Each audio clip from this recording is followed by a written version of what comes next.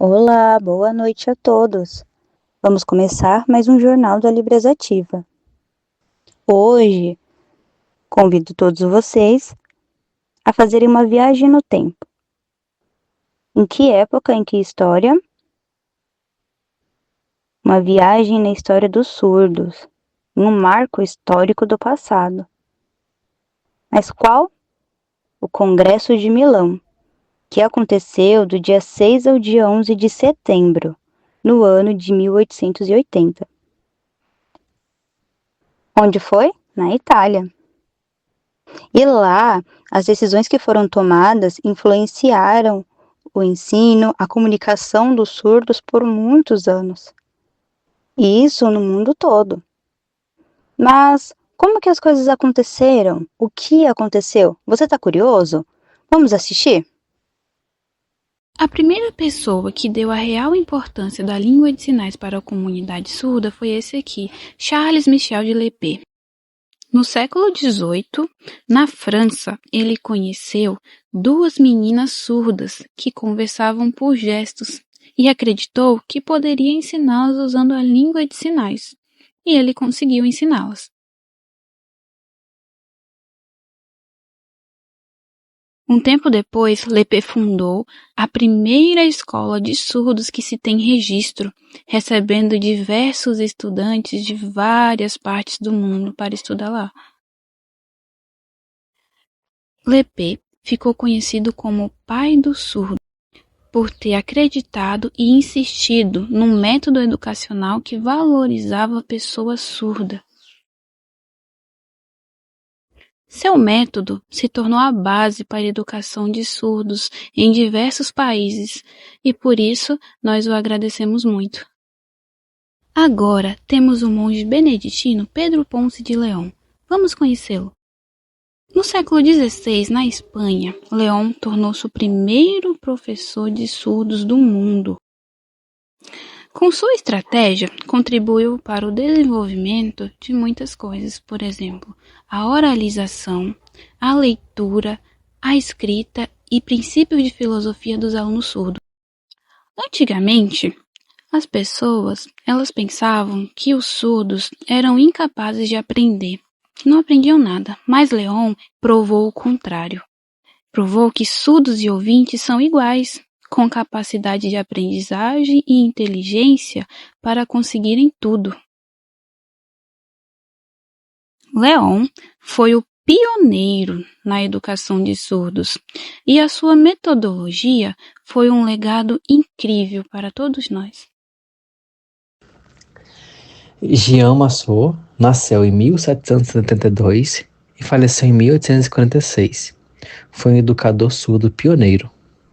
Um dos seus 6 irmãos surdos, ele não pôde estudar até os 13 anos, quando conheceu Abade Sicard, que o levou para o Instituto Nacional de Jovens Surdos de Bordeaux.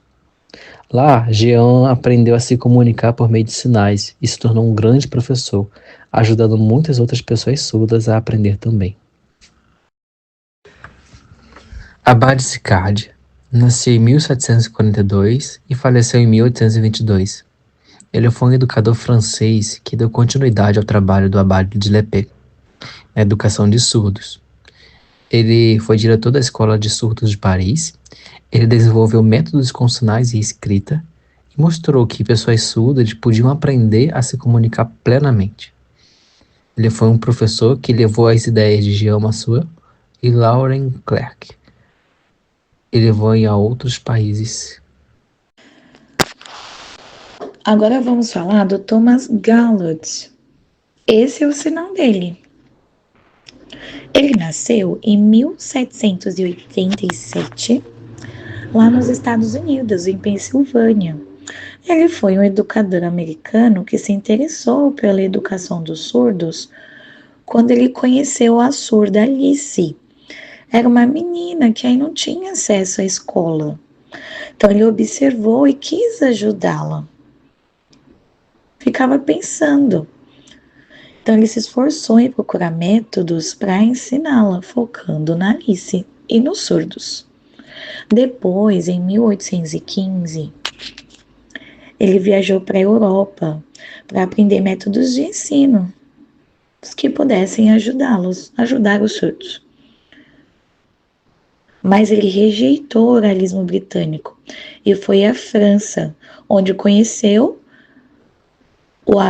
o Sicard e o Lawrence nesse Instituto Real dos Surdos e Mudos.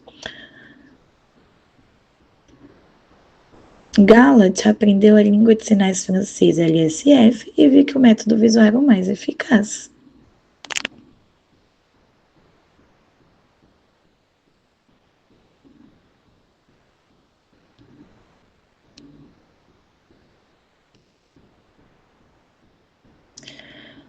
Agora vamos falar de Laurent Clerc. O sinal dele é esse. Ele nasceu em 1785. Também na França. Era um professor surdo francês, formado no mesmo instituto. E também dava aula lá nesse instituto.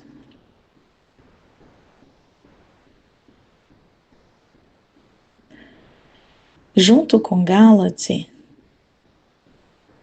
os dois eles foram para os Estados Unidos. Para quê? Para encontrar métodos que funcionassem. E em 1817 fundou a primeira escola para surdos nos Estados Unidos, que é a Hartford Connecticut, atual American School for the Deaf. A mistura da LSF com os sinais locais deu origem à ASL, American Sign Language. Gallat levou o método e Clerc trouxe a base linguística. Juntos transformaram a educação e a comunidade surda americana. Juan Pablo Bonet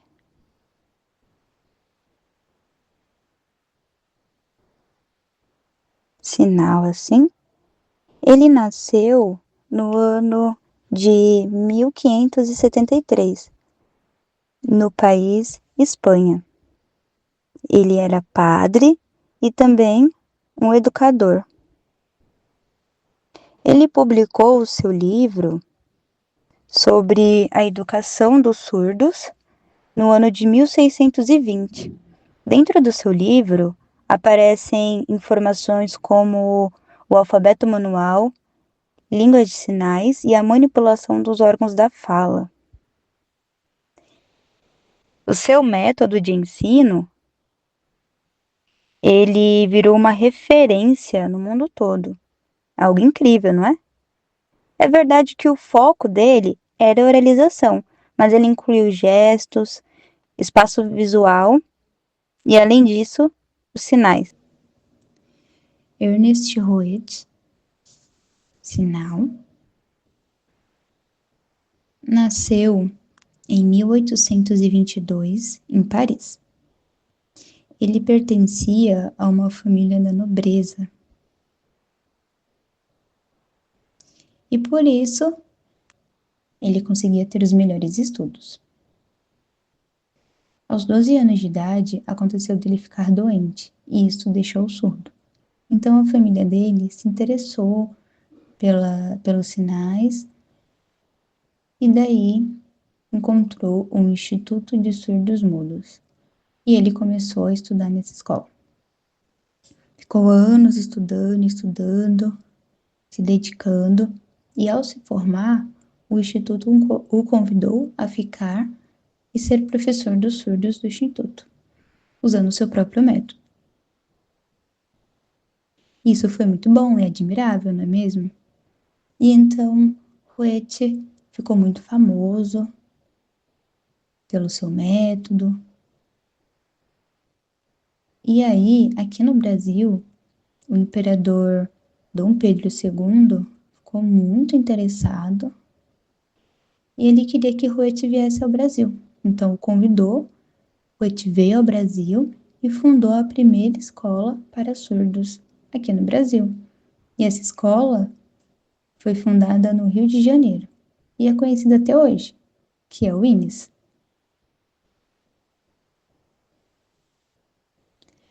Então, como que era o método de ensino? Ele pensou muito e decidiu copiar o método de ensino da França. Trouxe esse método ao Brasil e esse método consistia em focar nos sinais. E pôde ajudar ele a melhorar esse método por observar como os surdos comunicavam. No Brasil, ele pegou esses sinais, misturou com a língua de sinais francesa e criou a Libras, que é conhecida hoje no Brasil. Hoje, estamos aqui explicando o quê? A respeito do quê? Do Congresso de Milão. Ele é famosão. Mas vocês sabiam que antes teve outro congresso? Sim. E assim, poucas pessoas conhecem, quase assim, não conhecem a respeito do Congresso de Veneza. Veneza. Esse Congresso de Veneza, ele aconteceu 8 anos antes do Congresso de Milão. No ano de 1872.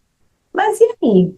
O que aconteceu? Ele foi importante mesmo? E aí? Eu vou começar a explicar um pouquinho para vocês entenderem também. Ok? Vamos lá.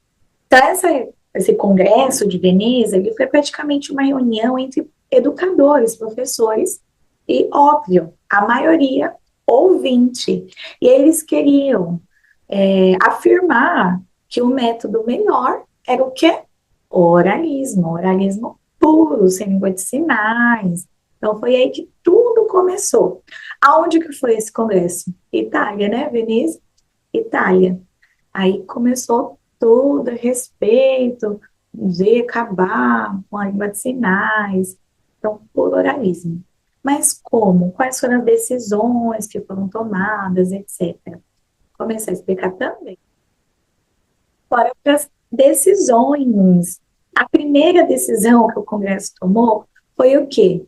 Que só a fala, a língua oral, que poderia ser usada para comunicação. Fosse a única forma de transmitir pensamento, ideias, a parte cognitiva. Mas, gente, nós bem sabemos, né, que não combina. Afirmar isso, que só fala que dá para expressar, assim, pensamentos, emoções, não combina. Nós sabemos o quê? Que a língua de sinais, ela dá, consegue, mas para eles aplicavam somente a fala. Triste, né? Segunda decisão é que só poderia usar o oralismo, só a leitura labial. Difícil. Falando assim, todos os surdos conseguem dar a leitura labial. Mas a verdade é o quê? É uma habilidade fácil, leitura labial? Não é. Precisa muito esforço, principalmente os surdos que são congênitos, que já nasceram surdos. E também o oralismo, ele dá essa informação para todo mundo de maneira correta, clara? O que vocês acham? Então, foi uma segunda decisão que lá no Congresso de Veneza, eles decidiram que foi ruim aí para a comunidade surda também. O terceiro ponto que eles afirmavam, né, como vantagem da língua oral, é que com ela que eles conseguiriam se desenvolver. A terceira, que eles conseguiriam se desenvolver no intelecto, o moral da pessoa, né? Olha só, gente, como falar que é só no oral que conseguiria fazer isso, também nada a ver, não combina, porque nós sabemos que tendo acesso à língua, a pessoa ela consegue se desenvolver como pessoa, como ser humano, não é? E também conhecemos bem a história, que o fato de terem parado de usar a língua de sinais, obrigação ao oralismo, aconteceu o contrário. A falta de informação, de ter esse acesso às informações, aí o processo cognitivo da maioria dos surdos, em vez de acelerar, aconteceu o quê? Uf, diminuiu. Agora, vocês vão poder refletir sobre os impactos do Congresso de Veneza na comunidade surda. No congresso foi decidido que as pessoas poderiam se comunicar por meio da fala. O surdo tem o direito a se comunicar por meio da língua de sinais. É a língua dele, é natural dele, mas isso foi proibido. Também, dentro das escolas, as crianças surdas que sabiam sinais, elas foram separadas das crianças surdas que não sabiam sinais. Por quê? Elas não podiam ter esse contato, para elas não aprenderem os sinais, isso era proibido. Também teve impactos na sociedade ouvinte. Por quê? No congresso, eles declararam que as pessoas só iam se desenvolver intelectualmente se elas soubessem falar. Então, os surdos, que só se comunicavam por sinais, eles eram considerados ignorantes, não iam conseguir progredir intelectualmente. Então, isso gerou uma discriminação e um preconceito contra os surdos. Isso foi preparando o caminho para que depois, 8 anos depois, no Congresso de Milão, eles decidissem a proibição da língua de sinais. Concluímos então que o Congresso de Veneza tornou o oralismo válido. E o outro evento, que foi o Congresso de Milão, decidiu que o oralismo seria a forma principal de ensinar. Língua de sinais foi proibida. Os surdos sofreram muito. Se tornou difícil se comunicar, e a identidade surda foi perdida. Foram anos de muito esforço e luta para que língua de sinais fosse reconhecida. Aqui no Brasil, em 2002, a lei reconheceu que os surdos podem usar língua de sinais livremente. Na escola, no hospital, em qualquer lugar, podem usar língua de sinais. E todos nós ficamos felizes que os surdos têm direito. Boa noite, tudo bem com vocês? Hoje eu vou falar um pouco do Congresso de Milão e como ele foi organizado. Ano passado eu tinha um grupo de nome Pereiras. Eles eram uma família de banqueiros. Eles organizaram, também financiaram esse congresso e eles discutiram a defesa do oralismo. Eles manipularam, mostraram só exemplos positivos de pessoas surdas que estudavam na escola própria deles. Então, por causa disso, o oralismo ele foi aprovado. E esse método foi o oficial. E a língua de sinais, então, foi retirada de lado. Vamos falar um pouco sobre um personagem conhecido como Jacob Rodrigues.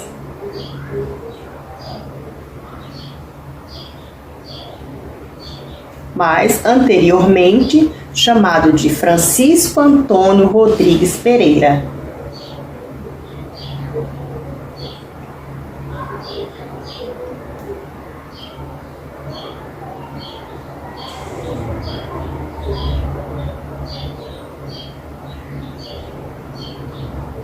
Ele nasceu no ano de 1715, no dia 11 de abril. Era de uma família portuguesa, mas se estabeleceu na França. Ele foi um educador de surdo, mas a sua principal forma de ensinar era o oralismo. Então, como era o seu material didático? Ele utilizava as letras do alfabeto e combinava com algumas palavras que eram pronunciadas. Isso para ajudar os surdos, bem como a datilologia. Lembra de Bonnet, um homem do passado? Ele criou o alfabeto manual. Daí, Jacob ele observou isso e decidiu incluir e fazer uma adaptação para ajudar os surdos. Daí, ele criou um método de ensino próprio. Mas o que ele incluiu nesse método de ensino? Havia gestos, percepção visual, auditiva, além disso, leitura labial, existia vários treinamentos. E daí ele pôde perceber o desenvolvimento dos surdos, né? Que eles podiam se desenvolver bem. Além disso, o Jacob, ele pôde perceber durante todos os seus anos de ensino aos surdos, todas as suas experiências e trajetória, ficou claro para ele que os surdos, ensiná-los com o método oral era bom, tinha resultados, mas que seria muito melhor para os surdos ajudá-los a se comunicar por meio da Libras. Porque ele pôde perceber que com o uso da Libras, o surdo se desenvolvia muito melhor. E que o oralismo não fazia muito sentido, eles sentiam falta, né, do seu idioma. Então, com isso, a gente pode concluir que até ele mesmo acreditava que o método oral não era eficaz para os surdos, e Então, vamos aprender o contexto no século XIX. Então, o que aconteceu? Houve ali a Revolução Industrial. Mas o que isso significou para todos ali? Foram novas ideias que foram ajudando. O mundo, ele mudou de várias formas. Por exemplo, no passado, as pessoas, elas em casa usavam a vela, né? Mas ela era ruim, porque às vezes apagava. Também era perigoso, porque né, se a pessoa dormisse, aí começava a pegar fogo, podia acontecer. Mas aí, quando houve esse período da Revolução Industrial, o que aconteceu? A ideia da lâmpada. Outro exemplo que ajudou foi que ali as pessoas, né, todas no passado, as pessoas elas tinham o costume, se queria ir longe, precisava ir ou andando, ou então né, a cavalo. Mas era difícil porque demorava meses para poder chegar aonde queria. Aí nesse período da Revolução aconteceu que eles tiveram a ideia do carro, né? Também a moto, o avião, teve várias coisas que ajudou, né, as pessoas naquela época. Então, a Revolução Industrial, elas ajudou. Mas será que teve igualdade para todos? Não. Exemplo, teve um grupo de pessoas, né, e esse grupo ele conseguia ter muito dinheiro, eles acumulavam muito dinheiro para si. Só que em contrapartida tinha um outro grupo de pessoas que era pobre. Dinheiro era bem pouquinho, precisava trabalhar às vezes no rural, né? Ou então tinha que se mudar para trabalhar nas fábricas, né? Com dinheiro bem reduzido. Então, igualdade não existia, né? Infelizmente continua, né? Até hoje, né? É difícil. Então, esse foi o contexto, né, da história no século XIX. Nesta época, os países europeus estavam se organizando como Estado e nação. Cresceu o nacionalismo como ideia de que cada país precisava ter uma só cultura e uma só língua. O liberalismo e o iluminismo, herança da Revolução Francesa, a influenciaram a educação e os direitos civis.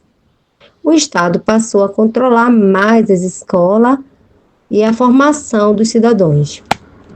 A política a educação ficaram ligadas à ideia nacionalista. O governo queria formar cidadãos iguais que falassem a mesma língua e representassem o mesmo país.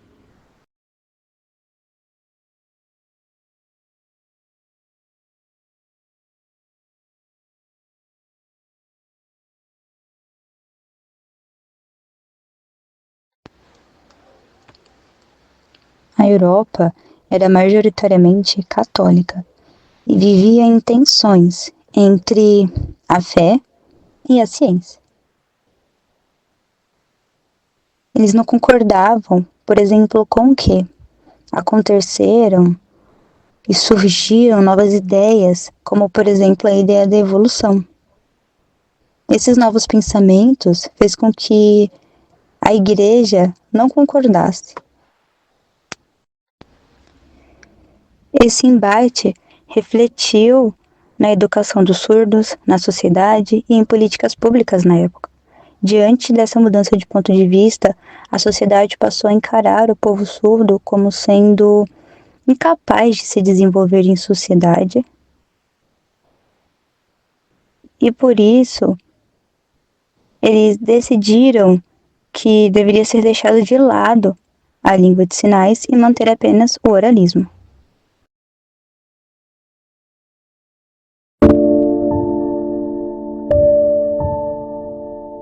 Por muito tempo, os surdos foram considerados um problema para o país, um problema ao progresso nacional. Os surdos começaram a ser vistos como inaptos. Também tinham medo de que criassem uma raça surda, ameaçando assim a unidade linguística do país. Por isso, tentaram acabar com a língua de sinais. E foi nesse contexto que, em 1880, aconteceu o Congresso de Milão.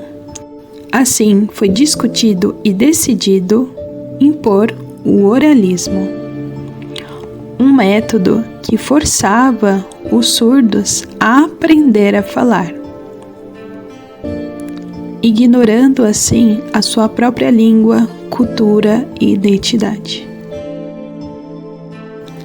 Essa decisão não foi somente pedagógica, foi política e profundamente preconceituosa, com o objetivo assim de controlar a língua do país. Essa não foi uma boa decisão. A imposição do oralismo afastou os surdos da escola, também de aprender a sua própria língua. Isso custou décadas de exclusão para a comunidade surda, infelizmente.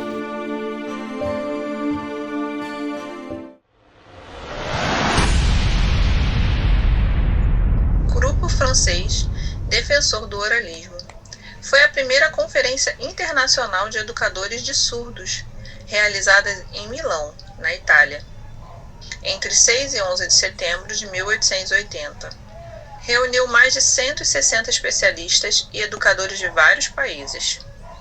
A esmagadora maioria dos participantes era ouvinte e defensora do oralismo, a metodologia de ensino que enfatiza a comunicação através da fala e da leitura labial, proibindo assim o uso da língua de sinais. O Congresso aprovou uma série de resoluções que decretavam o oralismo puro como método de ensino preferencial e superior para a educação de pessoas surdas, condenando o uso da língua de sinais dentro de sala de aula. Os participantes do comitê formado pelo Congresso eram ouvintes. As resoluções foram 8. A primeira, prioridade da língua oral. Segunda, proibição da língua gestual. Terceira, acesso à educação. Quarta, método de ensino. Quinta, material didático oralista. Sexta, uso contínuo da fala. Sétima, diretriz da matrícula. E oitava, implementação urgente. Dentre as resoluções, a quarta era a principal, a mais famosa, porque ela declarava que o método de ensino para pessoas surdas deveria ser a oralização. Consequências do Congresso de Milão. Primeiro, resultou no banimento da língua de sinais. Segundo, as escolas para surdos em grande parte do mundo também foi proibido. Os alunos que continuavam a usar a comunicação em sinais eram punidos. Terceiro, os professores surdos foram demitidos em massa.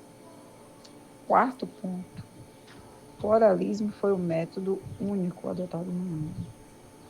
Quinto ponto, a classe surda passou por um período de angústia, tristeza, conhecida como era do obscurantismo. Mas 4 homens especialistas apoiaram a língua de sinais. Foram eles: Eduardo Gallet, sinal.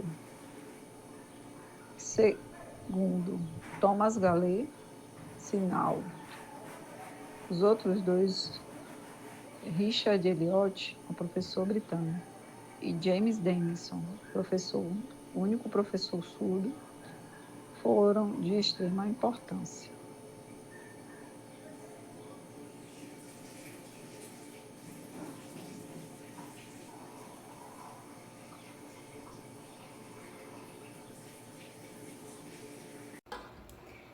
A comunidade surda teve um grande trauma por conta do Congresso de Milão. Por quê? Lá eles impuseram o oralismo e também tiveram 8 resoluções que prejudicou a educação dos surdos e também o direito linguístico de surdos do mundo todo, causando retrocesso. 100 anos depois, somente, começou a haver mudanças.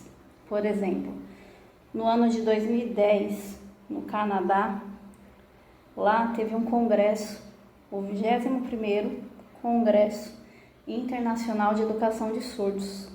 E o que aconteceu lá? As 8 resoluções do Congresso de Milão foram canceladas. E a comunidade surda sentiu um grande alívio com isso e conseguiu perceber o começo das mudanças. Tema: revalorização da Libras.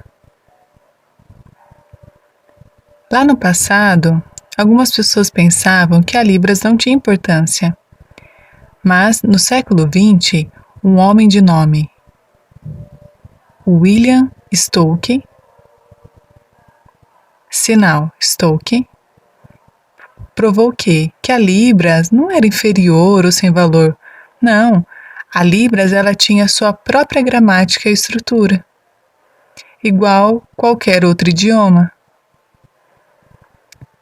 Depois, no século XXI, a comunidade surda lutou pelos seus direitos, tanto que no ano de 2002, aqui mesmo no Brasil, a Libras foi aceita como uma língua de verdade própria para os surdos. Os surdos conseguiram ter direitos a ter intérprete e também na comunicação.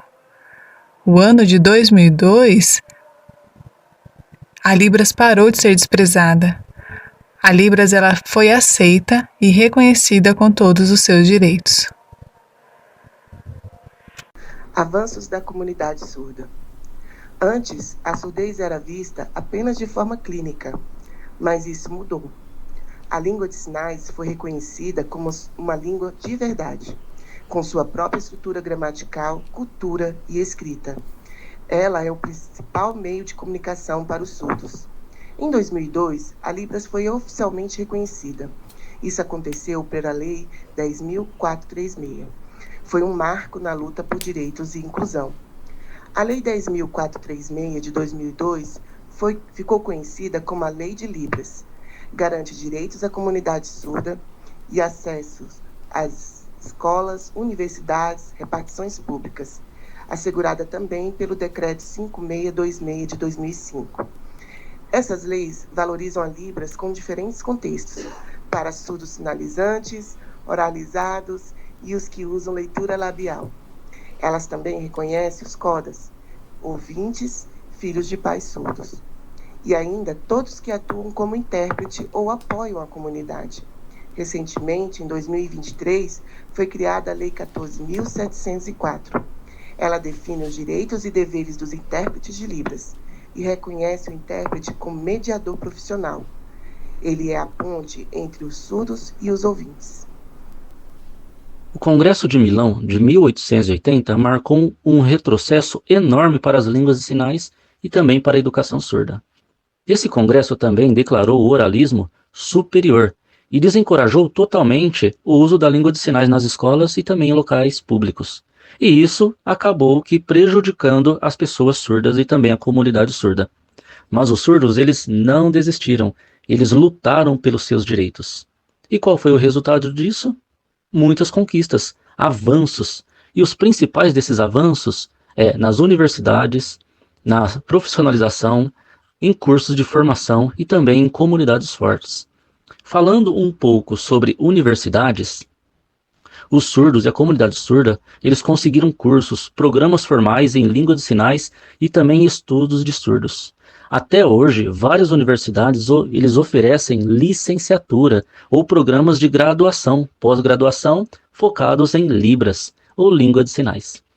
Já em um segundo ponto, que é intérpretes, profissionalização e padrões, existe hoje o reconhecimento e também a certificação. Em muitos países, órgãos e associações, eles certificam e estabelecem padrões éticos e profissionais para intérpretes. Já um terceiro ponto são cursos de formação, oferta e diversidade. Hoje existe muita formação inicial e continuada. Já um quarto ponto, comunidades fortes. Vimos que os surdos eles conseguiram um reconhecimento legal, também políticas bilíngues, tudo para favorecer a sua comunidade e o povo surdo. Inclusão e valorização da cultura surda. Só falar que existe inclusão existe, tem sim. Só isso? Não. Inclusão é muito importante. Ele implica em quê? Na linguística, na cultura surda. Um exemplo, escolas bilíngues são muito importantes. Para quê? O sujeito surdo na escola bilíngue, ele vai aprender e também vai dar a ele autoestima. Também, a gente pensa só na escola? Não, em várias outras áreas também. Por exemplo, eles podem participar de teatros, de poesias. Também eles podem tomar decisões que são aceitas pelos outros. Com isso conseguem o quê? Visibilidade. E também que a identidade surda ganhe poder. Resumidamente, a comunidade surda quer o quê? Quer respeito, quer igualdade e reconhecimento.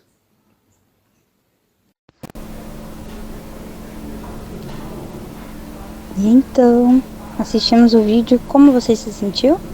É algo para meditar e se analisar, não é mesmo? É algo importante. A comunidade surda sofreu e ficou com muitos traumas, mas eles não se calaram. Continuaram lutando com bastante empenho por muitos anos até hoje. Isso prova a resistência, força e coragem do povo surdo. Mas hoje, a Libras e as línguas de sinais no mundo todo, todas elas é algo bom. Mas essas vitórias representam a devolução da identidade, o direito à comunicação e respeito ao povo surdo. É algo para a gente ficar feliz, não é verdade? Mas não é momento de ficar parado. Pelo contrário, precisamos continuar lutando para que essas barreiras possam ser abertas. Mas que barreira? Na acessibilidade, inclusão. Os surdos eles têm muitas vontades e muitos desejos. Por exemplo, mais oportunidades de emprego, empregos bons. Também eles querem um ensino completo, de qualidade. E que o preconceito acabe, para que tanto os surdos como os ouvintes possam ser equiparados, serem todos eles comparados da mesma forma. E que assim eles possam continuar convivendo bem.